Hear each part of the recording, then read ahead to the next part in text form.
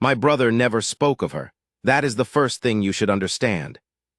He was the Duke of Valemoor, a title that had come to him early in the aftermath of our father's reckless debts, and which he had carried ever since with the particular gravity of a man who learned at 22 that the world owes nothing to anyone, and that silence is the only currency that doesn't devalue. Edmund was not cold. He was not cruel. He was simply careful, in the way that men become careful after they have watched something they loved get taken apart. I was his brother, I knew the difference. So when the solicitor's letters began, the quarterly disbursements to a school in Derbyshire, the coal bills paid on an address in a village I had never visited, the anonymous remittance to a bookshop that also, apparently, served as lodging for a woman named Miss Fairley, I noticed. I did not ask. Edmund would have looked at me with those gray eyes of his and said nothing, and somehow the nothing would have been more than enough to end the conversation. I found out by accident, as one usually does. I was in Aldmore village on my own errand, stopping at the post office on a cold March morning, and the postmistress, old Mrs. Petty, who had known our family for 30 years and possessed the memory of a court recorder, said to me, perfectly cheerfully, "Give my regards to your brother, Mr. Ashcroft, and do tell him Miss Fairley is reading the Voltaire he sent." I stood in the doorway of that post office for what felt like a considerable time. "The Voltaire," I repeated. "The third volume," Mrs. Petty said, already turning to her sorting. "She'll want the fourth by summer, I expect." I rode back to Valemoor and said nothing, but I watched my brother more carefully after that. Miss Miriam Fairley. I learned her history slowly, in pieces, from old letters and older gossip.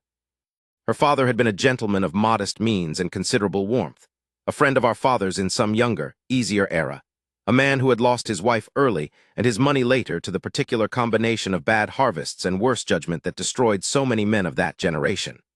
He had died when Miriam was 15, leaving behind debts, an unentailed cottage, and a daughter who had no aunts willing to receive her and no dowry to recommend her to anyone.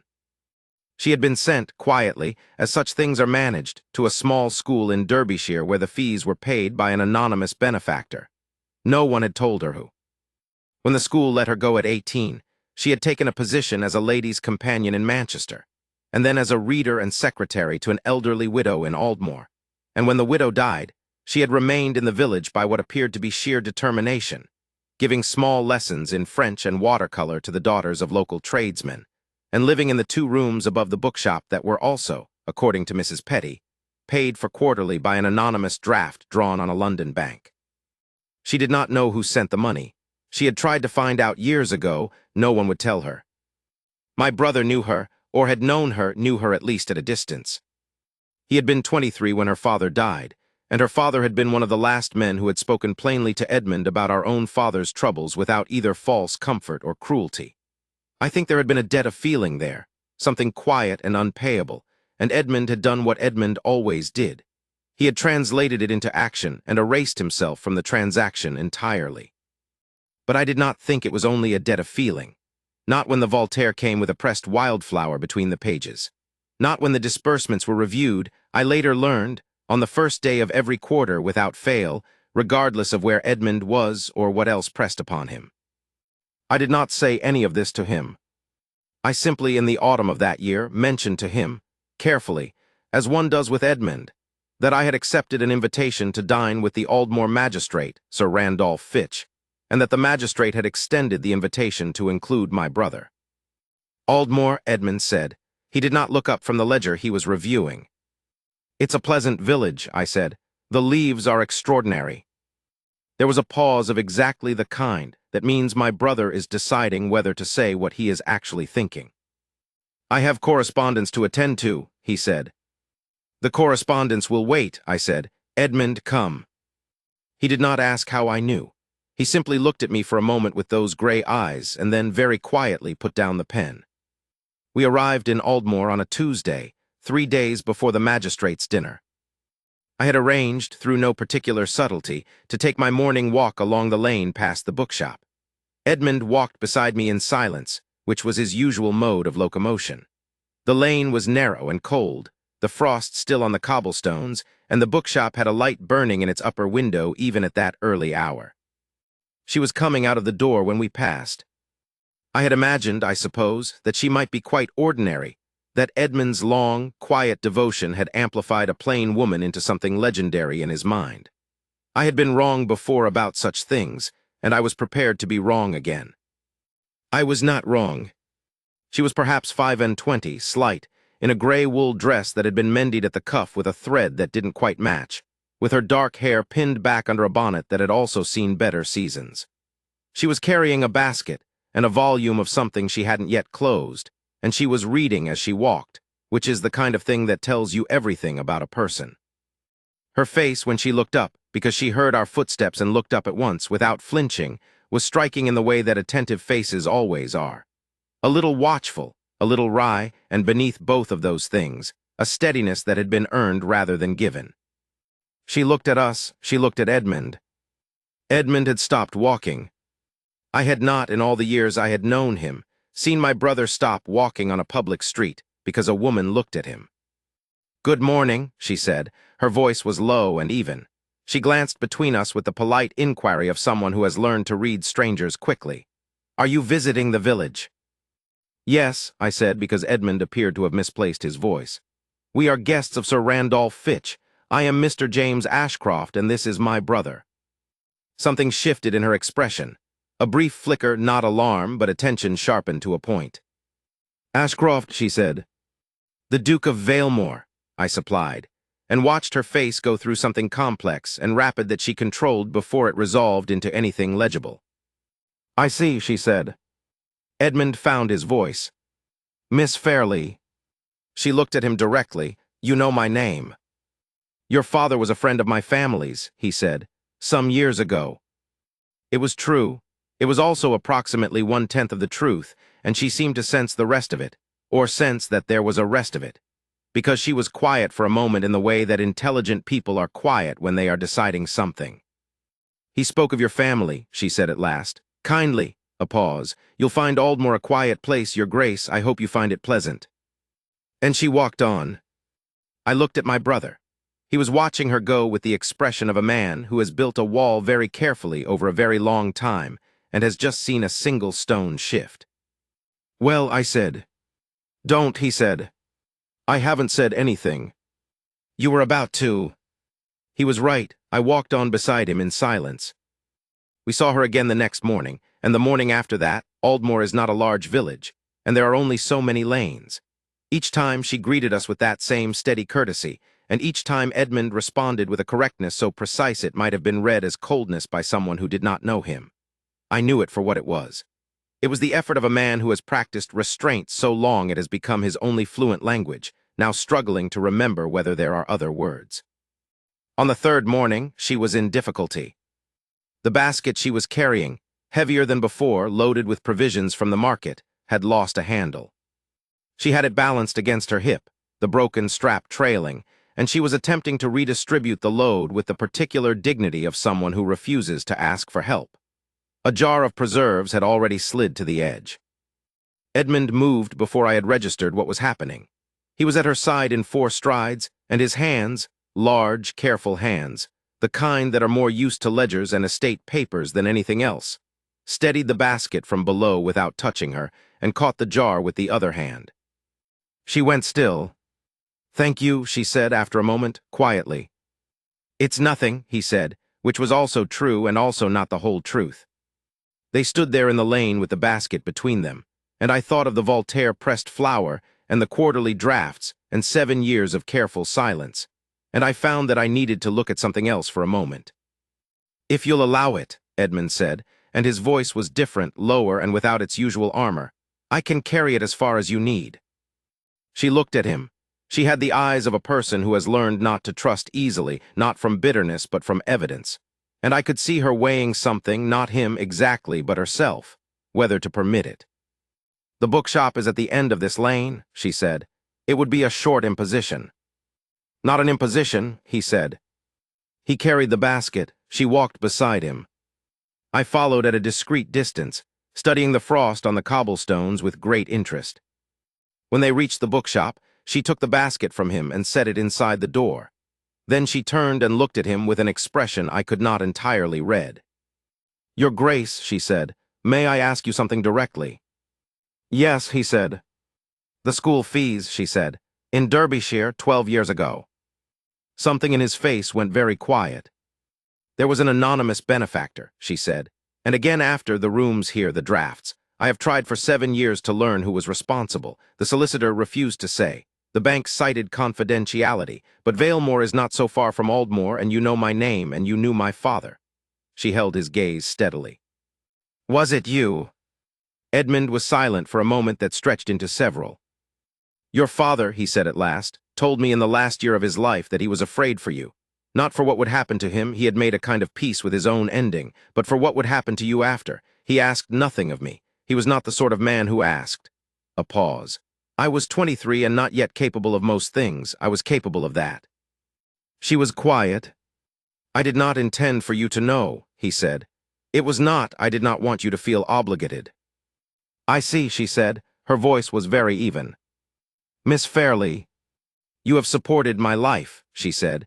For most of the time I have been an adult. You chose every book I read this past winter. You paid for the firewood that kept me from freezing in January. She stopped. Her voice, when she continued, was not angry. It was something more complicated than anger, something that had no clean name. And you did not think I would wish to know. I thought, he said, that knowing would change things. What things? He looked at her, the way you look at me now. There was a silence between them that had the texture of something about to break or become. How am I looking at you? She asked.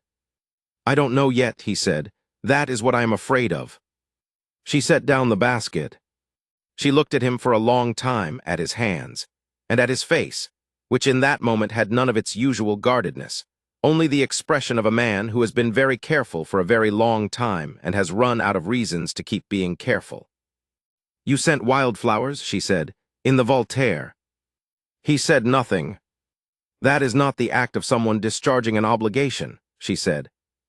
He met her eyes. No, he said quietly, it is not. She was silent again, and I could not see her face from where I stood, but I saw her hand move a small motion, barely anything, toward the door of the bookshop, and then stop. I do not know what to do with you, she said, and it came out not as dismissal but as something honest. I know, he said. I have been considering that difficulty for some time. She made a sound that was almost quietly a laugh. Come for tea, she said. Tomorrow, both of you. She glanced at me. I quickly looked at the frost again. I find that I have questions. She went inside. The door closed softly behind her. I came and stood beside my brother. He was still looking at the closed door. Edmund, I said. Don't, he said, but this time there was something different in it, something that was very nearly warmth. We came for tea. The rooms above the bookshop were small and meticulous and full of books, which surprised no one. She had arranged the table with care and without ceremony, and poured the tea herself, and there was a plate of biscuits that I suspected she could not entirely afford but had made anyway, which I thought told you everything about her character. She asked about our family, carefully, in the way that people do when they are trying to understand the shape of something they have only seen from the outside. She asked about Edmund's time managing the estate after our father died, which I had not expected, and Edmund answered in a way that I had never heard him answer that particular question, simply, without the wall. She told us about the school in Derbyshire, a small detail, then another, the way you test whether a conversation will hold before you add more weight. A teacher she had loved who had taught her 3 languages and expected her to learn a 4th. A winter that had been difficult. A letter she had written to the anonymous benefactor that had been returned unopened because there was no address to send it to. Edmund went very still at that. I did not know you wrote, he said. I was 19, she said. I wanted to say thank you, I had no other way. She looked at her teacup. I thought of you, of whoever you were on and off for years. I made up stories about you. What sort of person does something like that and then disappears entirely? What sort did you settle on? He asked. She looked up at him with a slight smile that had something complicated underneath it. Someone who found it easier to be good at a distance, she said. Someone for whom the presence of gratitude would be uncomfortable. Edmund was quiet for a moment. That is, he said, a more accurate account than I am entirely comfortable with. She laughed at that, a real laugh, brief and surprised. and I watched something shift in my brother's face that I do not think I can adequately describe except to say that it was the expression of a man who has been waiting a long time for a particular sound and has just heard it for the first time. We stayed 2 hours. When we left, she stood at the top of the bookshop stairs and looked down at us, and Edmund paused at the bottom and looked up at her, and something passed between them that was entirely legible and entirely private at the same time. In the carriage on the way back to Sir Randolph's house, Edmund said nothing for a long time. "She called you good," I said finally. "She called me good at a distance," he said. "There is a distinction." "Yes," I said, "there is." Another silence. "Edmund," I said carefully, "what do you intend to do?" He looked out the carriage window at the lane, at the frosted fields, at the last thin light going out of the November sky. "I intend," he said slowly, as if the words were being assembled from components that did not usually sit this close together, "to stop being good at a distance." He came back to the bookshop the following afternoon, alone. I did not ask what passed between them. I did not need to. I know because of what happened 3 weeks later, when Edmund came to find me in the library at Valemoor, came in without knocking, which he never does, and stood in the doorway with an expression I had not seen on his face since we were children. "I've asked her," he said. "I set down my book, and—" She said. He stopped. He ran a hand along his jaw in a gesture so uncharacteristic that it took me a moment to recognize it as happiness. She said yes, but she also said that I am not permitted to be generous anonymously ever again in my life, that anything I do must be done with my name attached and her full knowledge, and that she refuses to be managed from a careful distance. "That seems entirely fair," I said. "It is entirely fair," he said. "I told her so." "How did she respond?" He paused. Something happened to his face, a warmth private and vast. "She said that if I agreed to that, she could probably manage the rest." I looked at my brother, this man who had learned at 22 that the world owes nothing to anyone, who had spent 7 years doing something extraordinary and then erasing his own name from it, who had never in his adult life allowed himself to want anything plainly, and I found that there was nothing adequate to say. "Good," I said. "Yes," he said. He came all the way into the library and sat down and poured himself a glass of brandy without being asked, which was the most at ease I had seen him in years, and we stayed there by the fire for the rest of the evening talking about nothing in particular, the way brothers do when something has gone right for one of them. The wedding was in the spring. Aldmore Village turned out for it, which I had not fully anticipated, but which seemed right once it was happening. Mrs. Petty stood in the front row of the church and wept with the enthusiasm of a woman who has known something for years and has been waiting to be proven correct. The magistrate's wife told everyone within earshot that she had always expected something of this kind, which was not true, but the kindness of the lie was welcome. Miriam came down the aisle of the old church in a gown the color of old ivory, with her dark hair dressed in the way that she wore it when she was not thinking about formality, a few curls escaping at the back, and she walked without rushing. And when she reached my brother, she looked at him the way she had looked at him in the bookshop doorway. Directly, steadily, with that watchful quality that was also underneath it, an extraordinary amount of warmth. Edmund took her hand and held it as though he intended to continue doing so. The vicar spoke. Edmund answered in a voice that was quiet and entirely without hesitation. Miriam answered in a voice that was the same.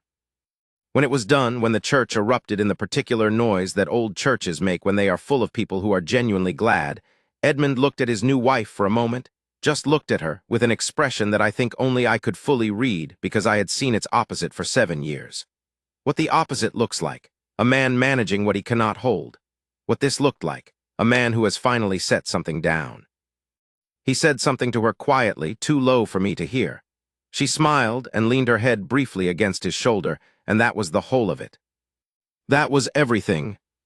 I have thought about it since, about what kind of man spends 7 years being good at a distance, and what it costs, and what it means when someone finally refuses to let you do it any longer. I do not think Edmund ever understood, quite, what he was really asking for when he pressed that wildflower between the pages of a book and sent it to a woman who did not know his name. I think he understood it only when she looked at him in a lane in Aldmore and asked him a direct question and waited, without flinching for the answer. Some things require a witness. Some things require someone to stand at the door and say, "No more distance. Enough of the careful wall. I see you, and I am not going anywhere, and you do not have to manage this alone." My brother was the most private man I have ever known. His wife is the only person who has ever made him transparent, and she does it without effort, which I suspect is exactly how he would have wanted it. He is happy, obscenely, quietly, gratefully happy, in the way that people are happy when they have almost missed something and have been given it anyway. I am his brother. I have known him all his life. I have never been more glad to have kept quiet about a thing than those 7 years. And I have never been more glad to watch something that was always the right story finally find its right ending.